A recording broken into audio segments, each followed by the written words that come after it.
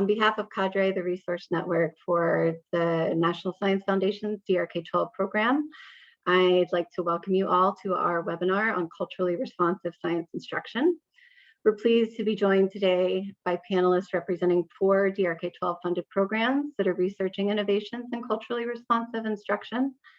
Due to the large number of registrants, we aren't able to allow participants to share video or unmute themselves, but we invite and encourage you to introduce yourselves in the chat and interact with each other there, as well as our panelists. And we're also excited to have a diverse audience today of researchers, developers, educators, administrators, and more.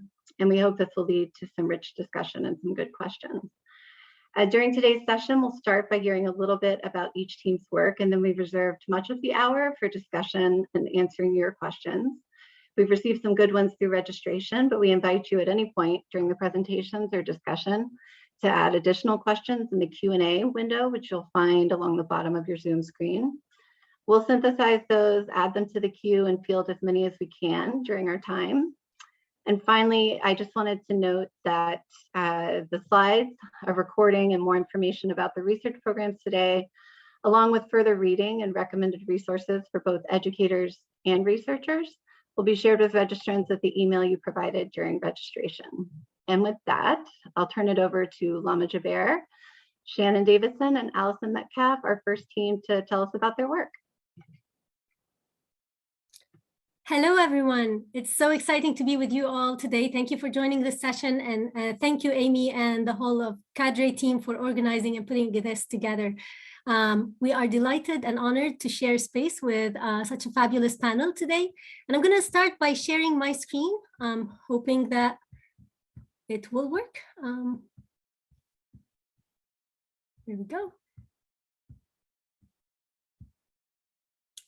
All right.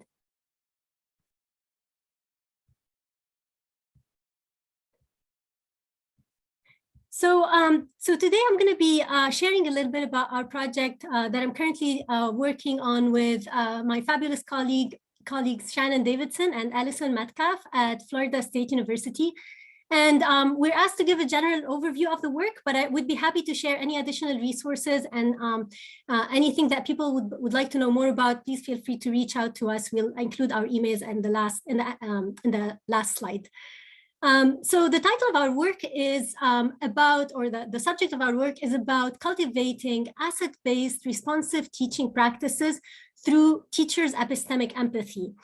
Before I get talking into about what we mean by epistemic empathy in the context of this project, I'd like to situate it in current conversations in this field that are pushing us to really think about ways of engaging our learners in science classrooms in the ways of thinking and talking and feeling that scientists experience. So how can we invite our learners into spaces of learning science in which they encounter the discipline as about a sense-making process, where they can draw on their everyday experiences of the world, their noticings, their curiosities, their various cultural, linguistic, and experiential funds of knowledge, and their emotions, to be able to engage the discipline in ways that are meaningful to them and empowering to them. So this call has promoted lots of attention in the field to responsive teaching. But we get so excited about ways to think about the value of responsive teaching in classroom, but we also know that in many cases, still the picture in many of the classrooms do not reflect what we envision from the reform side of things. Because in part, responsive teaching is really difficult to enact in the classroom. And because it entails really attention to how students are making sense of the world. So it requires teachers to put on hold somehow their own ways of thinking and their comfortable and familiar ways of making sense of the world, to be able to take the learner's perspective and to see how to them, their ideas and emotions make sense. Now, this work gets difficult because in many cases, there's a discrepancy between teachers and students' repertoires and frames of reference. So teachers might come to the work in being enculturated in knowledge systems and epistemologies and ways of thinking that may not be resonant or reflective of their diverse students' experiences and ways of thinking and being in the world. So this makes this discrepancy makes the work very challenging, and the work of attending and hearing and seeing the nuance and merits in student thinking very challenging. And this discrepancy is what motivates us in our work to focus on the importance of what we refer to as teachers' epistemic empathy, which we envision to be the process of decentering from one's ways of sense-making in order to be able to take learners' perspectives and tune into the emotional and intellectual experiences that they have within an epistemic activity. So broadly speaking, we refer to epistemic activity as an activity that is centered on the process of constructing, communicating, and critiquing ideas. This is why we talk about empathy as about epistemic, to kind of highlight a specific aspect of teacher empathy that we think has been overlooked in past research on empathy and its role in responsive teaching. So in our project, we're trying to examine ways in which we could, we're trying to examine this idea of how epistemic empathy may be actually a driver for more expansive and equitable responsive teaching practices in the classroom. So our argument is that by stabilizing teachers' attention on learners' experiences and contributions in the classroom, epistemic empathy will support teachers to really orient to students from an asset-based way, to be able to really appreciate and tune into the value of their experiences in the classroom, so that they can make deliberate choices about how to view, interpret, and in turn respond to students' contributions in ways that center their ideas and emotions and brilliance and affirm their humanity and their dignity. So we view this as a deeply humanizing approach to instruction that will support teachers to be more expansive and equitable in the way they respond to students' contributions in the classroom. Currently in our work, we're examining ways to cultivate teachers' epistemic empathy through the design of carefully curated constellation of educative experiences that are really aimed to expand our teachers, including pre-service and in-service teachers, ways of thinking about the discipline and ways of thinking about the value of what it means to attend to and build on learners' varied experiences, particularly when those experiences and ways of knowing and feeling may be, idiosyncratic or not resonant with teachers' own frames or with the canon. So I'm going to briefly kind of present the activities that we engage our teachers in, and then share a little bit about how we're seeing the role of epistemic empathy in the work of responsive teaching in the classroom. So what we focus on in this work is really trying to position teachers to interrogate some of their own assumptions and conceptions about science. And we do that by engaging them in reading about diverse ways of knowing, so that they can come to see the merits in varied ways of approaching the discipline. We engage them in practices of in scientific explorations as learners themselves, where they really, we push them to really interrogate some of the assumptions and biases that come up for them, and really be critical about their past experiences and their conceptions about what it means to be successful in the discipline. We invite them to engage in various artifacts of student thinking in the form of videos and transcripts, where we really carefully select those to feature nuanced ideas, which at first hand might look like it's hard to understand them, or they might be overlooked. But when we dig into them, we see the brilliance in students' contributions and sense-making. And we create various opportunities for them to interact closely with students in tutoring experiences and field placement. So all of these activities are really aimed to cultivate a stance of curiosity and humility with regards to learners' ways of thinking, so that we can foster more asset-based and strength-based orientations to all learners.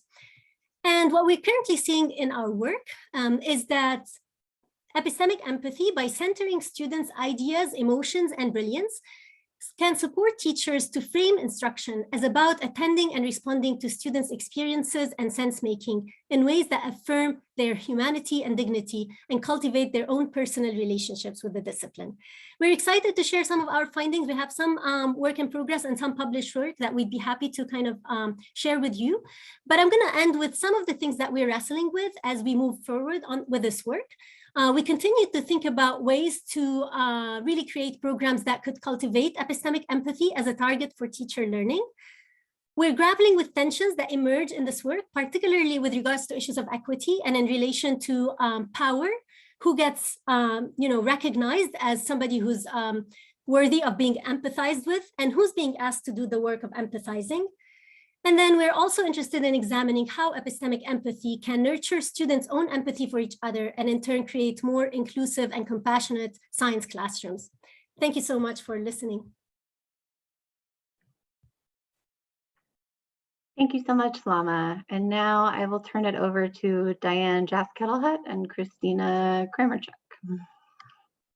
Thanks very much, Amy. Good afternoon, everybody, at least afternoon where I am. I'm Diane Jass-Kettlehut. I'm here from the University of Maryland, and I'm here with my colleague, Christina Kramerchuk. We're going to introduce you to our project. It's called ACT, which stands for Accessible Computational Thinking. This is a multi-institutional project situated in diverse context. And I want to introduce you also to the rest of our team, color-coded by whether they're here in Maryland or out in Arizona. This project builds off of a prior one to integrate computational thinking into a pre-service elementary science methods course. That project was designed to address the lack of diversity that we currently see in computer science. And we felt that one of the reasons for this lack of diversity might be that the opportunities to learn computing are typically optional paths in secondary school. And thus these are unequally distributed across students from diverse races, gender, and ethnicity. So we felt that taking CT down into the elementary school might address that issue by giving all students an opportunity to experience computational thinking. While we made this goal clear to our teachers, and they all concurred with it fairly adamantly, we found that ultimately, due to school resources or issues on classroom management, that a significant portion of our teachers felt unable to implement the activities they had designed with us in the whole classroom setting. And so they limited them to students who came after school or during lunch, or even worse, to students who were finished early on other activities and then could have that free time to explore computational thinking. This ultimately obviously defeated our entire project, or the major goal of our project. So, based on those findings, we realized that just saying this was important wasn't enough. What we needed to do is we needed to give our teachers an opportunity to learn how to do it. What are the skills, the knowledge bases that they needed to do to learn that? And that's the motivation for the Project ACT, which has just started recently. And so I'm going to, there's a link here. If it's not in the resources page, we'll get it there. That'll take you to our prior project with its lists of how we did this, the module we used, and the resources that are there. But I'm now going to hand it over to Christina, who's going to tell you about the current project. Okay, thanks, Diane. So to ensure that our elementary teachers are reaching all of their students through their CT integrated science instruction, we decided to add in culture responsive teaching practices into our professional development. So teachers are now expected to not only integrate CT into their science lessons, but also to do so in culture responsive ways.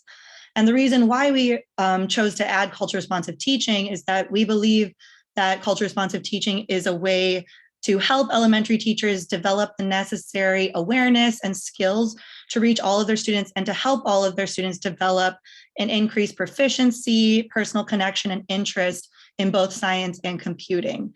However, before we could, as a team, begin developing our PD and our objectives for the PD, we felt it was important to build a shared understanding of what these three components look like when they interact with each other and how we need to present these ideas to teachers, especially since it is a lot, right? We're teaching them both computational thinking, science instruction, and culture responsive teaching occurring all at once.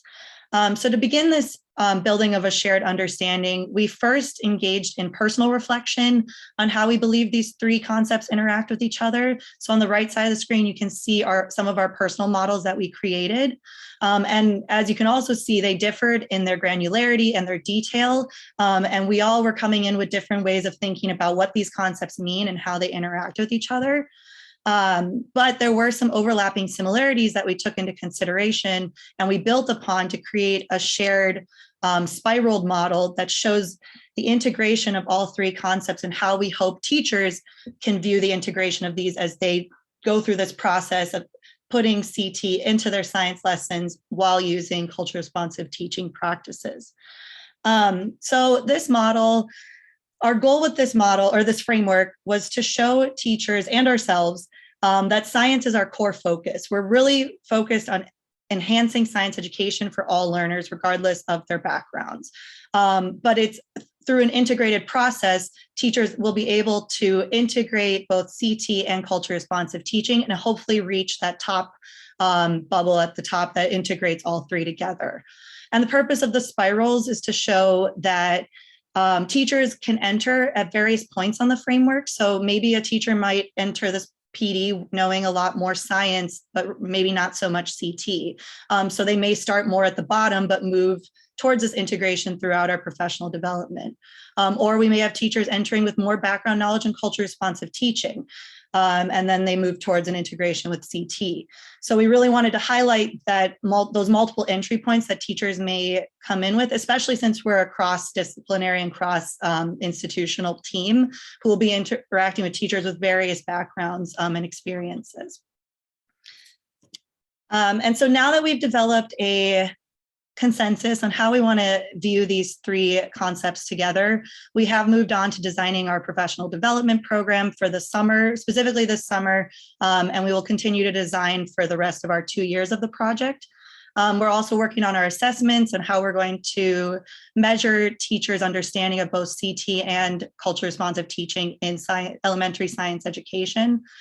We've begun the recruitment process on both sides. And throughout all of this, all the PD design, assessing, and the recruitment, we continue to reflect on our own personal biases, our deviations from our conceptual framework, because we want to ensure that we're sticking to our conceptual understanding of these three concepts together, and that we're being inclusive of all teachers, regardless of their experiences, as well as the students that they'll be teaching with CT and science. And with that, if you have any questions, feel free to email me or Diane, and we're excited to answer some of your questions. Thank you so much, Diane and Christina, and I will turn it over to Max Das. Thank you very much. Good morning and good afternoon, wherever you are. And thank you to the Cadre team for this wonderful opportunity. And I'm excited to share about our project, which works with Indigenous serving teachers. We are in, I should give you a quick context. We are in Northern Arizona in Flagstaff, and we are surrounded by Indigenous communities. The Navajo Nation is just north to us.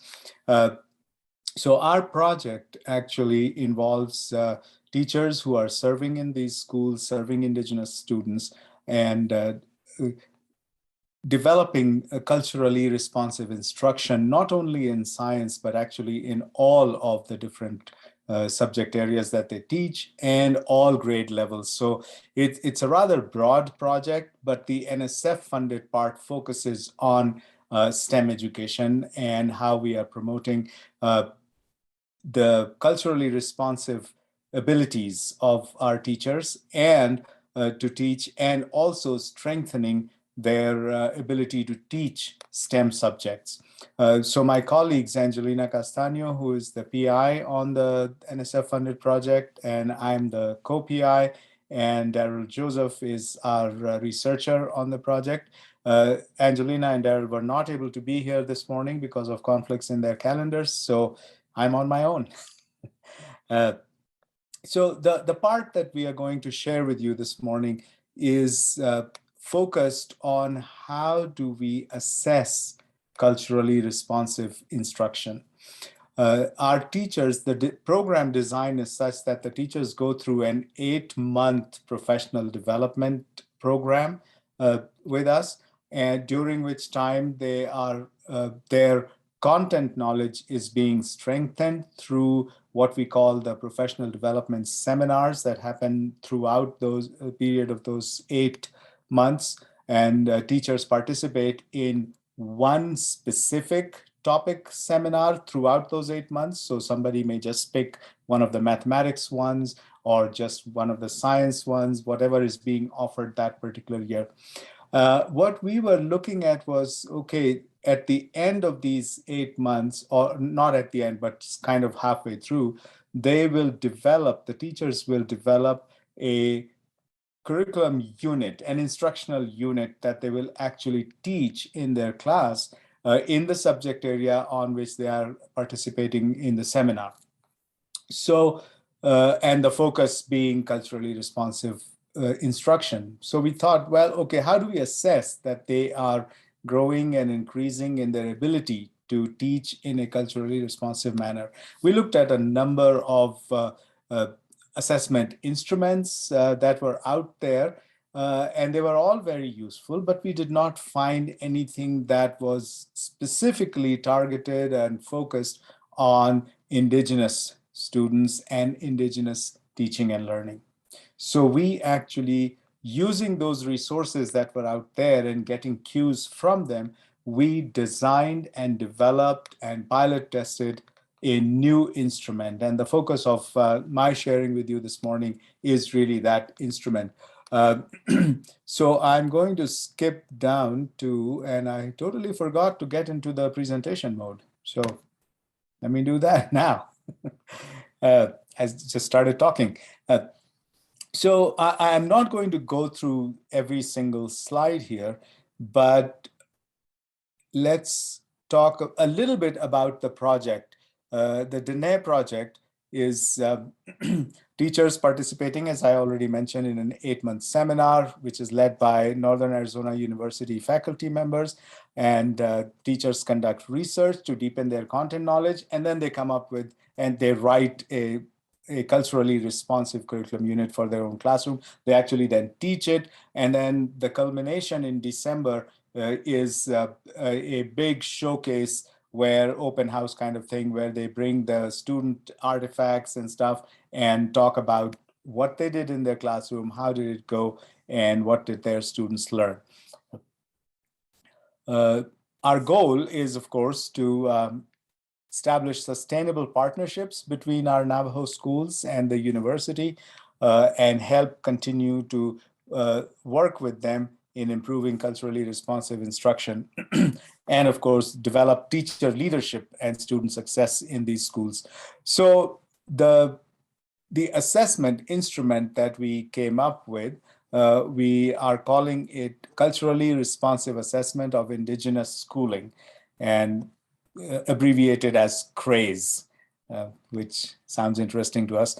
The important thing about this instrument is that the scale at which we rate goes, 0 would be the midpoint, meaning that a particular item, which I'll talk about in a moment, is not present at all. And then from there, the positive 1, 2, and 3 are, okay, so there's a little bit of that showing up in their curriculum unit. There's a little more will be level 2, and doing it really well would be level 3. And NA is, well, this particular item is not applicable to the unit that they are teaching. The negative side of the scale is, and that's the interesting part of it, is, are the teachers doing something which is opposite of, or in somehow stymies that particular aspect of culturally responsive instruction? So if that's done to a small degree, that's -1. If it's done to a larger degree, -2. And then if it's done very strongly opposing or somehow stymieing that element of culturally responsive instruction, then that gets a -3. So that's the instrument, and that's the scale at which we grade. And this is designed such that it is not only curriculum units, the written units that can be assessed through this, but also can be used in classroom observations. So if you're working with a particular teacher over a stretch of time and you're visiting that teacher a number of times, then you could use this at each observation to see what's going on in the actual classroom. Or if they submit videos of their classroom instruction, that can also be analyzed using this instrument. So this instrument has now been piloted. We have already published one article, which is, at the end of the slides, I'll show you the reference to that. And we have another article in preparation, which is about to go out very, very soon here, all about focusing on this instrument and the results of using the instrument. So talking about the using of the instrument, there are actually 23 total items in the instrument, and we have qualitatively grouped them into specific categories of culturally responsive instruction, all with the focus of not culturally responsive in general, but culturally responsive in the context of indigenous populations, indigenous students and teachers. So it is really, really focused on the indigenous Native American instruction. So we analyzed the curriculum units, first of all, using this tool, and 19 teacher-authored units have been analyzed already. The results are very interesting in that, oops, why is my slide not moving? Ah, there we go. Okay, so the scale, as if you remember, from -3 all the way to +3. What we did was, for every single item, the 23 items that are on the instrument, we scored every unit for all 23 items. So those 19 units, let's say item number 1, its score across each of those 19 units, then averaged out for just that item. And that's what this number in the left column actually is. And so from this, I will go to some observations. One observation is that we found these averages, that there is no score of 0 or negative. So generally speaking, then everybody was doing something positive with regard to culturally responsive instruction. But we also noticed that none of the average scores, none of the average scores reached a level of 3, which means we're not perfect yet. Nobody's doing it perfectly in terms of these 23 aspects of culturally responsive instruction. And we also noticed that the average score on approximately 60% of the items was less than 2, even though on the positive scale, but it was less than 2. So what that means is that we have a lot of work to do in growing our teachers in their ability to teach in a culturally responsive manner. And then this slide just shows which items were lowest scoring related to specific grouping that I showed earlier, and then which items were highest scoring on that scale. And then I want to just share very quickly how we used it in one example of how we used it in evaluating these curriculum units. So I picked the example of a unit on human digestive system. This was a high school curriculum unit relating diabetes in the Native American populations. If those of you who are aware will know that there is a preponderance of diabetes in the Native American population, especially at the Navajo Nation, in the area where we live.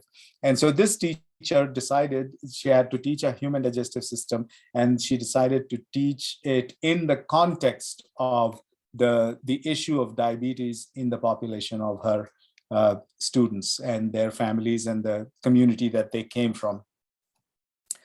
And again, you cannot read this all just now, rather small print, but here are the same analysis, average scores on this unit on the different topics. And in this case, we actually see a 3 at the very top on the item of traditional and cultural knowledge being included. She did a really good job of including traditional and cultural knowledge. All of the scores are positive here. There are some zeros, which means it was kind of neutral. So what we have published here, there's the one that's already published is listed here, and the website where these teacher-authored curriculum units can be found. And of course, all of you in the audience, participants, you have access eventually to these slide decks, so you should be able to find the article. And if you are interested in looking at the units that the teachers created, you can also find that from this website. And our emails are on the slide too, and we can be contacted. We'll be happy to answer questions, and even after this webinar, be able to communicate with you should you so desire and have further questions for us, or ask need help with our instrument and how it is to be used, etc. So with that, I will end, and thank you very much for your time and for listening, and I'll be happy to take the questions afterwards when we get to the question time. Back to you, Amy. Thank you so much, Max, and I will turn it over to our last team, Julie Brown and Mark Pacheco. You're up. All right. Hello, everyone, and thank you for joining us. We feel excited to round out the group. And today we're going to share to you a little bit about our work. Okay, so the project that we are leading is out of the state of Florida, and it's called Responsive Instruction for Emergent Bilingual Learners in Biology Classrooms, or we just shorthand call it, and our team calls it Real Biology. So I'm Julie Brown. I represent science education at the University of Florida. And Mark. Hi, everybody. My name is Mark Pacheco, and I'm an assistant professor in ESOL bilingual education here at UF. So first of all, we just wanted to tell you a little bit about the context. In our state, in Florida, we have about 265,000 students who are identified as receiving ESOL-related services or are considered ELLs or emergent bilinguals. In fact, across our entire country, this is within the third largest number of emergent bilinguals in a particular state. And we work right now with 3 districts. They are Alachua County, Hillsborough County, which is the Tampa-St. Pete area. Alachua is the seat of UF, and Collier County, which is down in the Naples area. So our schools, the teachers and the students that we work with are quite diverse in where geographically where they are, but also in terms of the heritage languages that are spoken, that ranges quite a bit across the districts as well. Many of our students come from Latin American countries and also the Caribbean, but we have well over 250 heritage languages that are spoken across each of these 3 districts. So our focus is on being responsive to these students through language and cultural connections. Now, why biology in particular? Well, here in the state of Florida, as with many other states, we have a standardized assessment that all students who go through biology must take.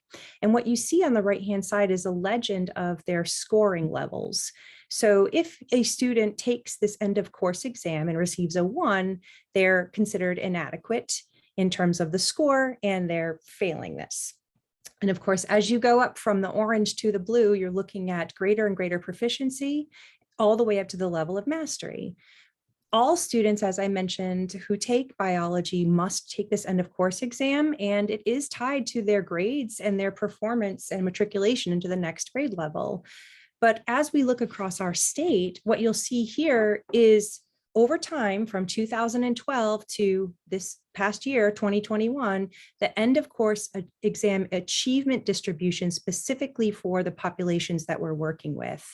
And what you can see here is that 19% of students, now I'm looking at the 2021 area, 19% of students that identify as emergent bilingual, multilingual, are receiving levels of 3 or above, so are actually passing these exams, whereas almost 1 out of every 2 students that's emergent bilingual is failing this exam. So we have a chronic achievement gap that's happening in biology for students who are multilingual and don't have English as their primary or heritage language compared with students who do.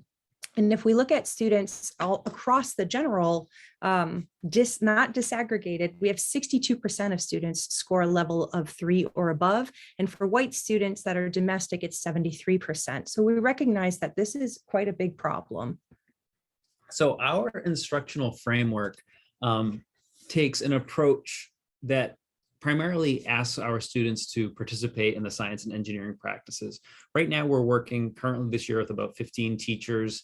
We've worked with a smaller amount last year, and they're going to continue to work with teachers next year on planning responsive instruction. We observe teachers teaching responsive instruction. We analyze the video data of their responsive instruction, and then we provide mentoring for these teachers, as Julie mentioned, across the state. Our goal is to think about ways of getting students to engage in the SEPs, whether that's asking questions, defining problems, engaging in argument from evidence, because we know for emergent bilingual students, participating meaningfully in classrooms helps them learn language, but it also helps them learn content at the same time. So our research team pulled our heads together to ask what types of high leverage activities or high leverage practices are going to foster students' engagement in the SEPs. So from the culturally and linguistically responsive literature, we came up with these 6 different elements. We want to affirm students' identities and give them opportunities to engage as scientists in classrooms. Attend to issues of language, whether that's learning new academic discourse using the language of science, or using language for science, or recognizing students' home languages. Fostering meaningful collaboration, tapping into students' linguistic, cultural, and experiential funds of knowledge, connecting to multiple modalities, whether that's not just learning to look at a diagram, but to communicate information through something like a chart or a graph, and then connecting our lessons to a bigger, broader sociopolitical consciousness. So we have these 6 different elements, and then our research team asked, what are the different ways that we can have teachers perhaps try to implement them in their classrooms? So with that, we've begun developing, I'm going to skip over this, what we call the real instructional protocol. In this protocol, I'm going to give you an example of one of the elements that we've used. So for example, multiple modalities. So we're asking teachers to think about ways of including information beyond just written or spoken language. We wanted to foreground the use of an SEP, in this case, using mathematics and computational thinking. And then we're also providing an example content focus. So our teachers would see an example SEP, an example content focus. We then describe the element, specifically thinking about what is it that the teacher can do within their locus of control. So we have different ways that teachers might use multiple modalities, for example, to display content, but also inviting students to negotiate that content, and then inviting students to create multiple modalities on their own. And then lastly, thinking about when students do engage with multiple modalities, or teachers do use this element, what does it afford students? We find that it helps students build content understandings, build language understandings, or build understandings of the modality itself. Then in our protocol, we've attempted to capture the complexity that teachers exhibit through engaging in this element, where it might not be present at all. And then lastly, in this bridging category, that when they engage with this element, it is fundamental for students' participation in the SEPs. And then lastly, we list the possible SEPs below. So just to conclude, we're using this protocol in 3 primary ways to promote culturally and linguistically responsive instruction in our classrooms. We're using it as a lesson planning guide where teachers can use it to work towards achievable instructional goals. Our research team is using it collaboratively to observe teachers in their classrooms and provide a type of score to see to what fidelity teachers are implementing these different elements. And then lastly, we're using them to guide our mentoring conversations with teachers after their lessons. Julie? And that's where we're at in year 2 of our project. We would love to answer any questions that you might have about the work that we do here in Florida and how the work that we do might be adaptable to your own context. Thank you so much. Thank you. Thank you, Julie and Mark, and thank you everyone for sharing information about the great work that you're doing. So we have had some questions come in, and as someone just mentioned in the chat, our panelists have done a great job starting to answer them online. But we do have a few questions that are specific to the project shared, and then hopefully we can address some that I'm hoping all teams can respond to. The first couple questions we have are for you, Max. One is about whether you think the tool that you're using in your work has applicability for other Indigenous communities or all Indigenous tribes. And also, have you explored any partnerships or work with the Hopi communities? Yes, and I just actually started typing the responses to them, but I'll talk about it too. The first one, yes, the items on that instrument are not specific to Navajo communities only. They are general principles regarding what you do. For example, do you use local cultural knowledge? Well, whatever your local community might be, you would say, okay, yeah, if I'm working with Navajo teachers, then is there reference to Navajo knowledge within your curriculum unit? If you're working with Hopi students and teachers, does your curriculum include things that are specific to Hopi? So the question item itself on the instrument is general, and it would apply in principle to any tribes that you might be working with. The answer to the Hopi question about collaborating with Hopi, yes, we are collaborating with them also. And we have teachers that have participated from the Hopi community who are teaching at schools in the Hopi community. Indeed, our researcher, Darrell Joseph, whose name was on the opening slide, he himself is a Hopi. He belongs to the Hopi tribe. So yes, we are participating with them. Great, thank you. Our next question is for Lama, Shannon, and Allison. And this person is wondering what it looks like to develop empathy, what this looks like in your PST classrooms, and how do you invite teachers to interrogate their identities as STEM learners and people, and how do you facilitate that? Thank you for the question. Maybe I can start and then Allison and Shannon jump in and add anything you'd like to add. So yeah, this is a kind of a multi-layered question, and part of what we're doing in this project is designing and redesigning and iterating on the educative experiences that we've identified as really useful to create a stance of curiosity towards students' ideas and experiences, and also a stance of humility where teachers come to interrogate like, oh, I may not yet know everything about the student. And if, before I judge into, I jump into judging and assessing their contribution as right or wrong, let me pause to see if I understand it. So some of the activities, as I mentioned, involve engaging them with a lot of work that invites them to do some self-examination and interrogation of their own past experiences and their own assumptions. We do that in a variety of ways. Sometimes it's very useful for some of them to really engage in the process of sense making about science questions that make them feel like, oh my God, like this is a simple question and I don't know the answer. So how does that make me feel? Where is that coming from? So invite them to really surface those feelings and those assumptions and biases about what it means to know and how the past experiences might have implicated certain narrow conceptions of success or of knowing and learning and sense making.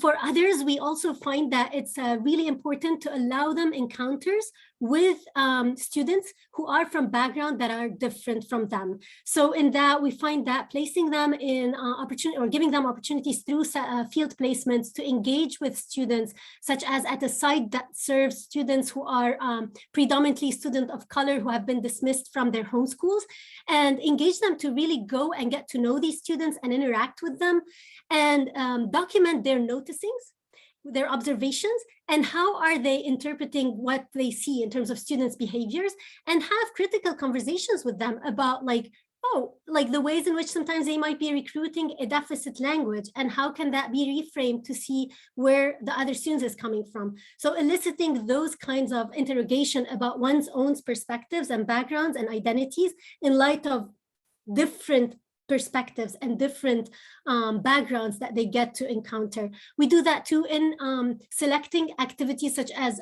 videos of student sense making that present them a different way of what it means to do science, perform science. And sometimes, we go through the difficult work of also talking about how our own identities as pre-service teacher educators, as STEM learners ourselves, right, have shaped our own sense of what it means to do this work. So we engage it together, sometimes in spaces of reflection that we find productive for the work of really developing a sense of empathy for others' perspectives. Thank you so much. This question is for Julie and Mark. Can you say a little or share some examples of the multiple modalities that you mentioned in your presentation? Sure. Thanks for the question.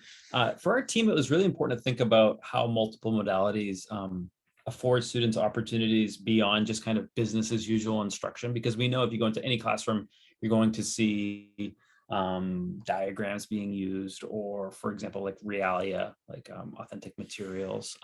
But we wanted to really think about multiple modalities as students can, teachers can present information through multiple modalities, but then students have an opportunity to negotiate and question and talk about that information. And then lastly, students have a chance to create the modalities themselves. So Julie is going to talk really quickly about one of those examples. The downside of being in the office is you'll get to. So this year we've been working with another cohort of teachers, and one teacher in particular was doing a lesson on pathways for ATP production and use. And as she was talking about the 3 different pathways, she initiated this process by sharing with them the figure and a diagram through which ATP is produced and used. And then she had students complete some activities where they were, it was maybe comprehension question related, where they were thinking about which is a fast acting path, so a short burst of energy, which is a longer path. And then she had students get into groups where they could use multiple languages to be able to talk about their own examples of activity.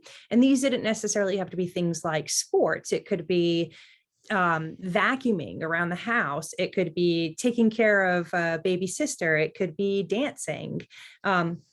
And so students then reconstructed the figures of ATP production pathways to be able to include their own examples. And then they shared that out with the class as well. So that might be one way in which students are not only receiving information first from multiple modalities, in that case, the teacher talking and also walking them through the figure, but they're constructing their understanding of the science content in their own languages, and then reproducing that in a way that could be presented to the class in a scientifically, not necessarily accurate, but scientifically accepted.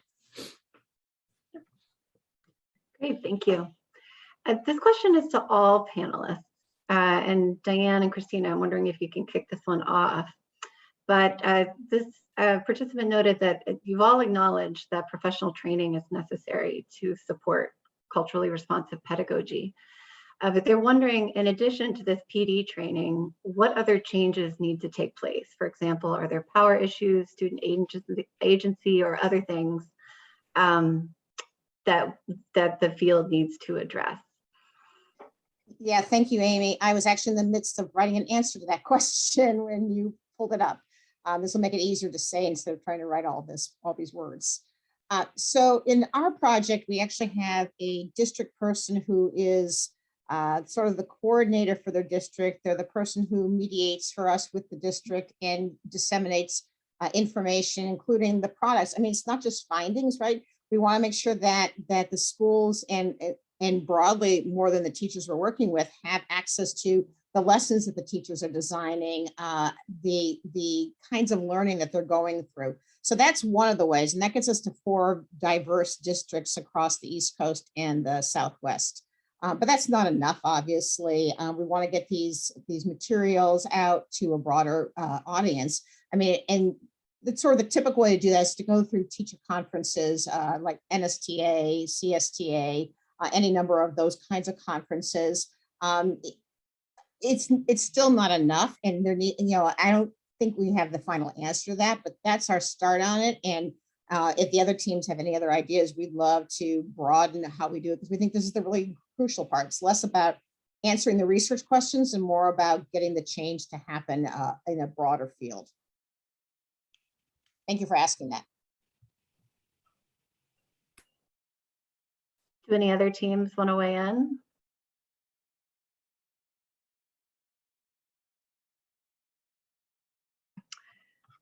If not, we have a few more questions that I think any of our teams are welcome to answer.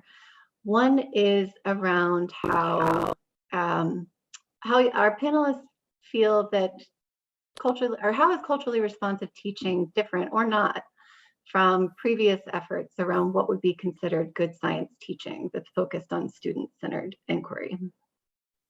And let's see, let's start with Max. Do you want to say something?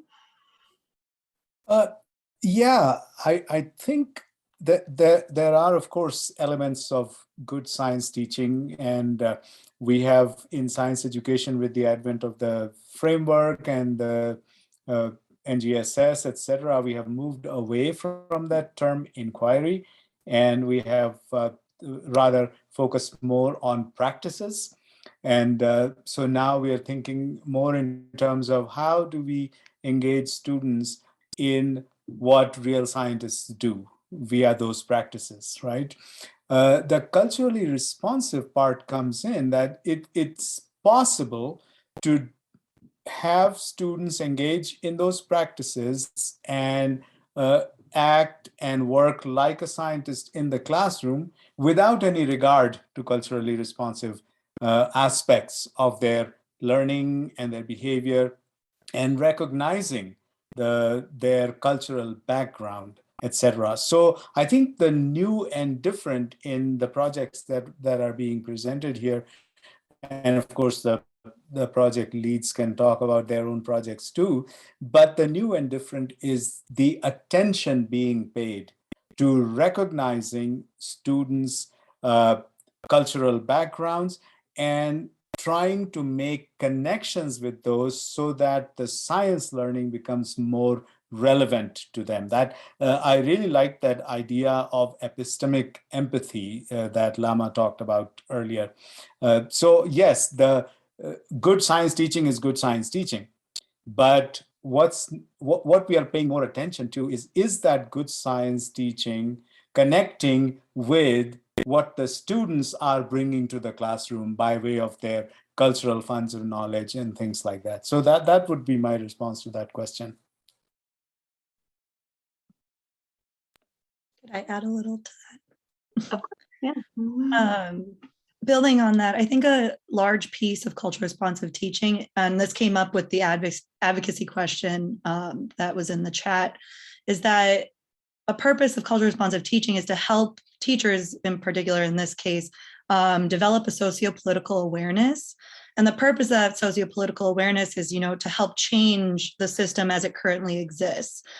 So with that, although good science teaching may be good science teaching in a sense, and students are learning the science that they need to, does that mean that all students, as they progress throughout the educational pipeline, are they being included? Are they facing less stereotypes? Not necessarily. So hopefully with the culture responsive teaching piece, we're helping train teachers to become more responsive and change that culture and change that system, and also incorporate their students in that change. Yeah, I'm gonna, go ahead, Mama. Mama, you go. Please go ahead, please. Very quick. I always like to bring things concretely. It must have been my science teaching background from years gone by, but what we do in science classrooms doesn't always think about what our kids are bringing to the classroom. Instead, we think about, good hands-on activities or good stories to tell them to get them involved in it. But if the stories you tell, the lessons you teach would be very different if my student body came from inner city Philadelphia schools versus a rural county out somewhere in the middle of the country, versus somebody who's learning in one of the indigenous communities that Max talked about earlier. And if we aren't aware of who our students are and where they're coming from, then our good science teaching is not really good science teaching, even though it might be defined that way in some generic way. So that's just my 2 cents. You all said it so nicely. I resonate with all of the answers. I guess one thing this question makes me also think about is what counts as science and our perception of like what is good science. So part of what we're also calling for, I think that there's lots of resonance with prior work that has focused on the importance of attending to students' ideas and building on students' ideas, such as, the disciplinary approaches to responsive teaching. But I think what this work invites as well is to broaden our conception of, when we look for the what is sciencey, right? Like kind of embrace and expand towards thinking about diversity of perspectives. So more towards calling for conceptual heterogeneity, epistemological heterogeneity, but also emotional heterogeneity. So how can we have classrooms that really expand notions of what it means to do and engage and perform and feel and think in science as scientists? So I think that this calls for broadening our perspective also of the discipline and the boundaries of the discipline a little bit. And I'll just kind of finish up, if I may, by saying that I've over the years worked with many great teachers, many great science teachers, but when we use observation protocols to assess their instruction in terms of specific cultural connections, they consistently find it difficult to integrate students' funds of knowledge, as Diane mentioned earlier, and socio-political consciousness, as Christina mentioned earlier. And that's even when they're engaged in professional development, which reasons for that are beyond the scope of what we're talking about here, but it's certainly not because they don't care and they're not capable. So a lot of the times it's trying to be responsive intentionally in a restrictive learning environment or a restrictive teaching environment. But even when working with teachers, we often have them start with lessons that they've already created in the past. We use our observation protocol, as Mark mentioned, as a way to help them think very intentionally about small changes that they can make that are appropriate for our context. In this case, we're working with multilingual learners. But that being said, being culturally responsive is being intentional, and having a great friend of mine said 20 seconds of insane courage to try something that may not necessarily seem tied to science, but at the core is tied to the learners of science. And with culture, that's related again to developing agency through sociocultural awareness, tying science knowledge to what we can do in our community, and eliciting caregiver and family members' input as a way to be able to build on the strengths of kids. Thank you so much. And we're at the top of the hour. We have one last question, and I'm hoping we can get one quick idea from each team in response. But what are some of the best ways that we can better include students within our curriculum and anything that we teach? Any ideas that we can take away? Do you mind repeating the question, please, Amy? Sure. This person is wondering, what are some of the best ways that they can include students in their instruction and their curriculum and anything that they teach? Is there one takeaway that you would like people to leave with from each team?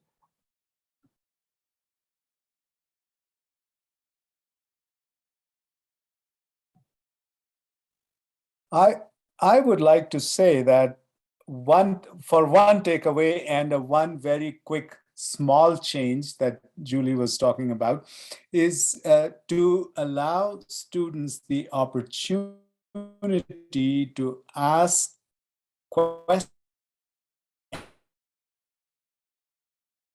information.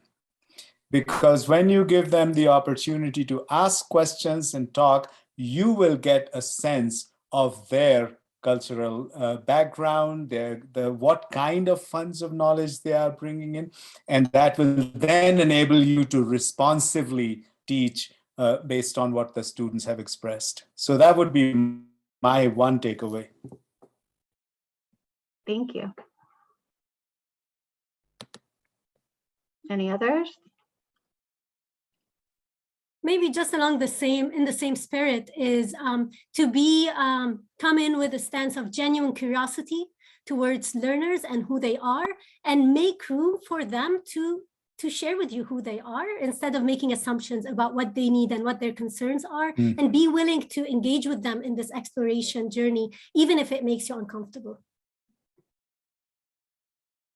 One takeaway from our project, I think maybe similar to what Lama's saying, is we as researchers have had to, I guess, think about ourselves a little bit differently, more as learners and collaborators with teachers. Yeah.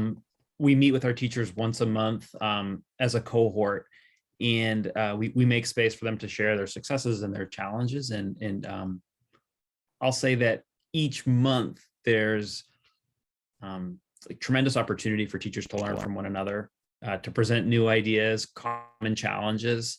And then I feel that the sum is greater than the parts oftentimes as a result. Great. Great, thank you. Yeah, I was waiting to see if Christina was going to jump in or not. So from our project, I have to say we agree with everybody said. I would only add one piece, which is to have lessons where learners can find their own entry point to the lesson and to make their own impact on the direction the lesson is taking, so that it's an open space where they can share what they know, so that lesson can be personalized through their efforts and the teacher's efforts as well going forward. So multiple entry points, I think, is important. Excellent. Well, thank you everyone for attending, for your excellent questions. Thank you so much to all of our presenters. This has been a great discussion and I've learned a lot. And just a reminder that we will post the recording, the slides, and some additional resources that respond to some of the registration questions you submitted, and share those with you via email. Thank you all and have a wonderful day.